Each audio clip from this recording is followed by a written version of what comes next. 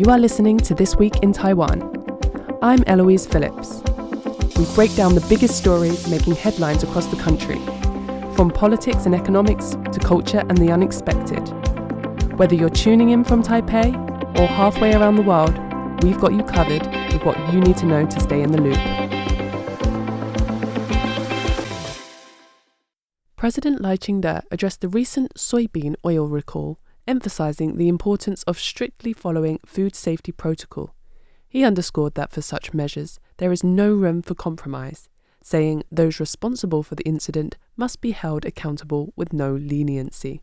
On Friday, July 3rd, Taiwan issued an emergency recall of soybean oil supplied by Changlian Oils Corporation after it was found to have an unusually high amount of the carcinogen benzoapyrene, or BAP. Stores around Taiwan were ordered to pull all affected products from the shelves by noon the same day, and threatened with a fine of 30,000 to 3 million Taiwanese dollars, over 900 to 93,600 US dollars if caught selling contaminated items after the recall. Consumers have been warned to stop using affected products, which contain more than 4 times the legal limit of BAP. Changlian Oils voluntarily reported the information after internal testing revealed the issue. Speaking on the issue on Monday, President Lai pointed to 4 necessary response measures. First and foremost, all production must stop during the investigation period. Changlian has stopped production of all products while officials investigate the cause of the issue. Second, all products involved must be removed. This, the president noted, was complete on Friday. All products from the 3 most involved food manufacturers, including Taishan, Fushou, and Fumao, were removed in the recall last week. After the first-line products, related products must also be removed. This includes blended oils with the contaminant or anything else with more than 20% of the contaminant in their finished product. The government proactively published the names of 257 companies whose products may be affected, and currently requires them to disclose relevant consumer information. Finally, President Lai said that accountability is extremely important. He said the government will continue to pursue the investigation as transparently as possible. Central and local governments will cooperate to protect public food safety and implement relevant control measures to keep the public safe and informed.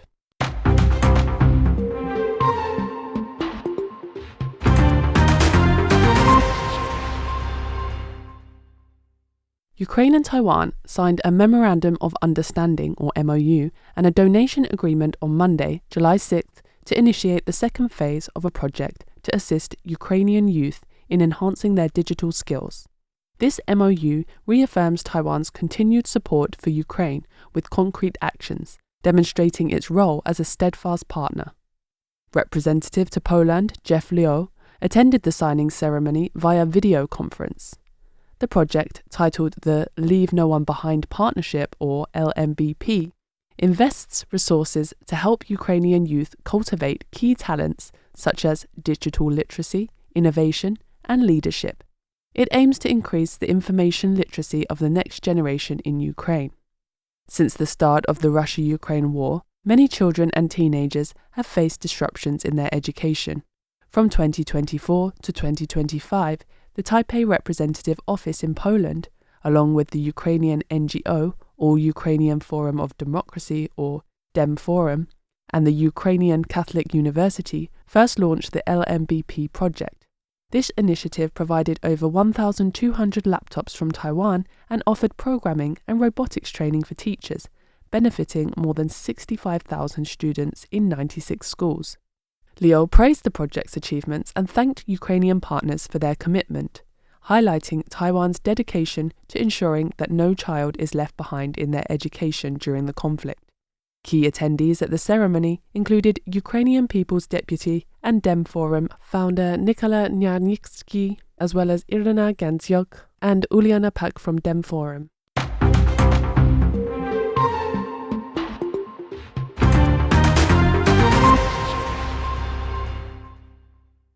The presidential office says China is causing an international alarm and urges the country to exercise restraint and return to a rules-based international order. That came from presidential office spokesperson Karen Kuo on Tuesday, July 7th, following the Chinese Navy test launching an intercontinental ballistic missile from a submarine in the Pacific Ocean on Monday. The PLA Navy confirmed that a nuclear-powered submarine launched an intercontinental ballistic missile with a training warhead into the open waters of the Pacific Ocean at 12:01 p.m. on Monday.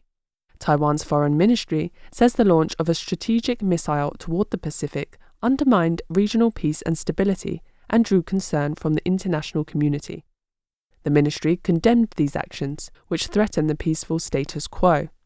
It added that, in recent years, China has continuously sought to unilaterally alter the status quo through grey zone activities, including military intimidation, economic coercion, and cognitive warfare, which escalated regional tensions and posed a serious challenge to the rules-based international order. This latest missile test only deepens neighbouring countries' concerns about Chinese expansionism. President Lai Ching-te said Tuesday that Taiwan's government will transform the island into a regional technology fundraising hub, positioning itself as Asia's Nasdaq amid intensifying global competition. Speaking at the 2026 Taiwan Venture Capital and Private Equity Summit, 2026 Asia VC Summit, Lai said Taiwan will build an, quote, innovative capital market, end quote, rooted in its semiconductor and artificial intelligence supply chains. The goal is to nurture the next generation of strategic industries and strengthen Taiwan's global economic role. Lai noted that the Financial Supervisory Commission, or FSC, launched the Taiwan Innovation Board in October 2025, targeting key sectors including AI, semiconductors, smart manufacturing, biotechnology, and aerospace.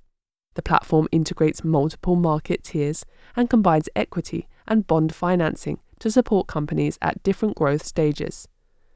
Amendments to the Industrial Innovation Statute also aim to promote digital and green transformation, while expanding tax incentives for startups and investors.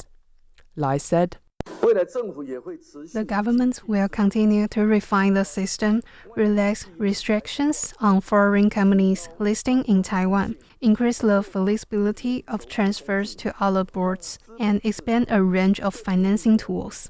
This will enable the capital market to more effectively support industrial innovations and transformations and provide enterprise with a more complete path for financing and market development."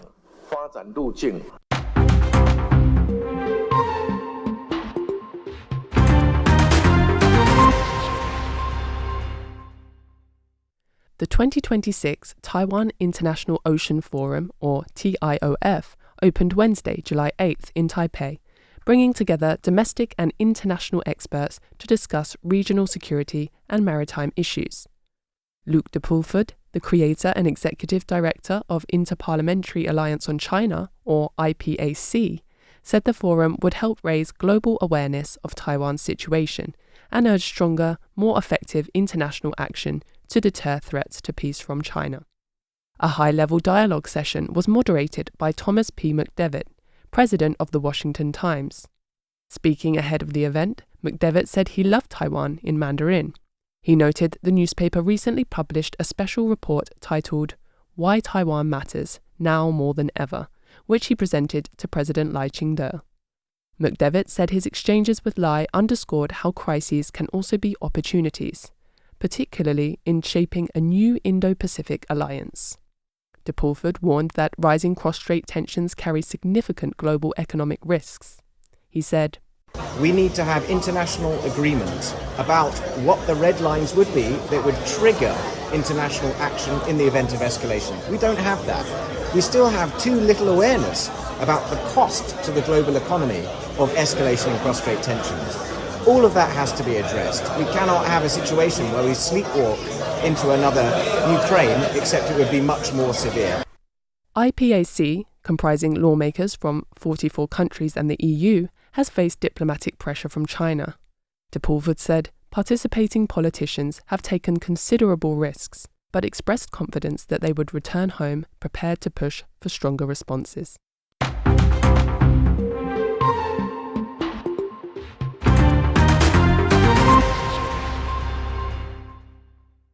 Central Bank of the Republic of China, Taiwan, Governor Lai Ching-te said on Thursday, July 9th, during a legislative session, that allowing dividends to foreign investors in US dollars will help reduce exchange rate volatility for TSMC, which has 70% foreign ownership.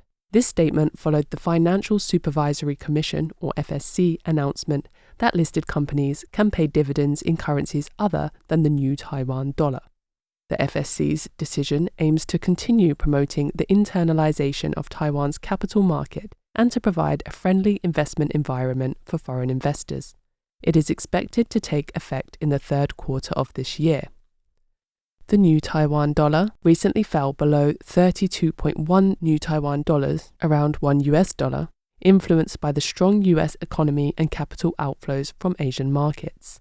The decline has prompted several legislators to raise concerns about its impact on Taiwanese industries. Yang acknowledged legislators' concerns, but noted that for export-oriented manufacturers, a weaker new Taiwan dollar can help balance supply and demand. He added that the outflow of foreign capital, rather than high US interest rates, primarily affects the distribution of more than 100 billion NT dollars, around $3.1 billion US dollars in dividends by listed companies in July. And that is it for This Week in Taiwan. My name is Eloise Phillips. If you want to know more about what's going on in Taiwan, visit our website at rti.org.tw/en. Until next time.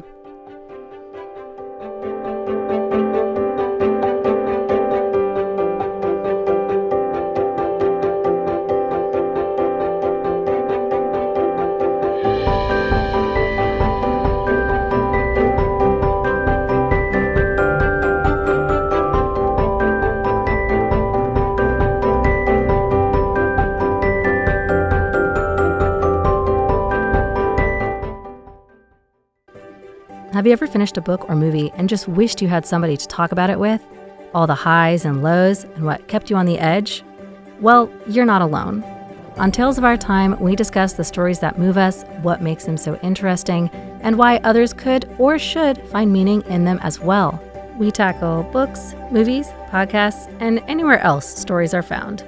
You can catch us every Thursday at Radio Taiwan International or on our website at english.rti.org.tw. And remember, where there's a story, there's a reason to read, or play, or watch, or